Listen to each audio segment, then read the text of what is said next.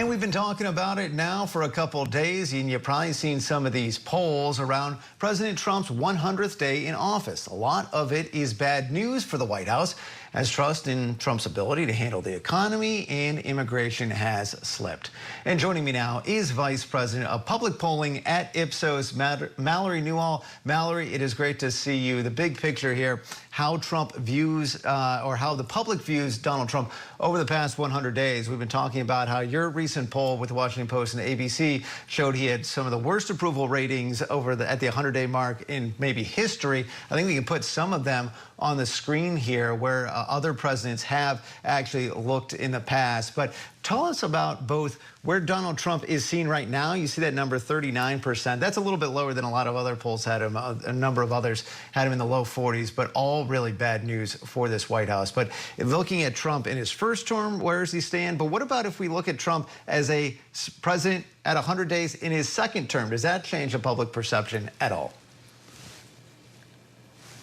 Hey, Andrew.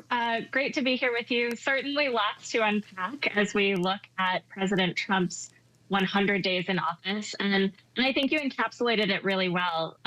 His approval rating has taken a serious hit, putting him sort of among the lowest marks in recent American history for a president this soon in his term, first or second term. And I think, frankly, his main problem is that the administration has undertaken actions that don't align with what the public elected him for. We're seeing a lot of public pushback on various policies and also widespread fears of a recession.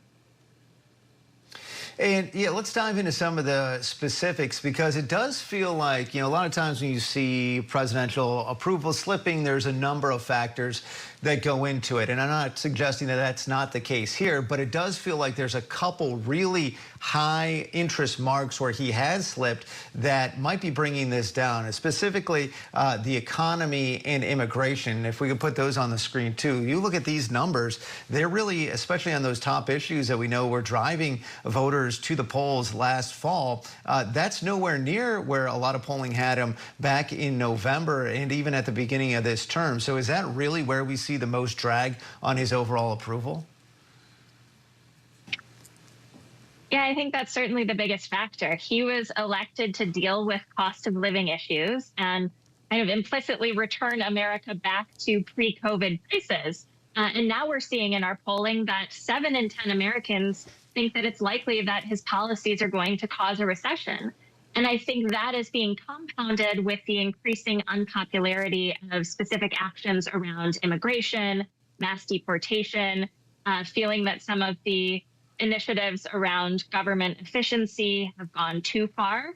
It's not really a surprise when you take all of those things together that he's seen his approval ratings slide in recent weeks with pretty much all but his most committed supporters.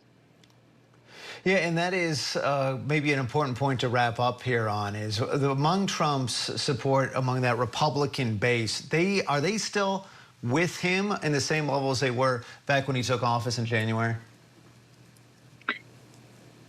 Yes and no. There are few signs that his base of support is notably eroding. He continues to have overwhelming support among Republicans.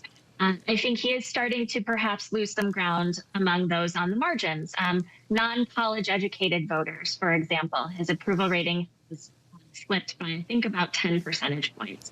And again, I think just it's really, I mean, you highlighted it right before by talking about consumer confidence. It's the actions on the economy, the acknowledgement by 6 in 10 Americans that prices for things you want or need are now higher. And that's just really out of step with the campaign promise and why Americans elected him for a second term. All right, Vice President of Public Affairs at Ipsos, Mallory Newall. Mallory, thank you so much for your time. Thank you.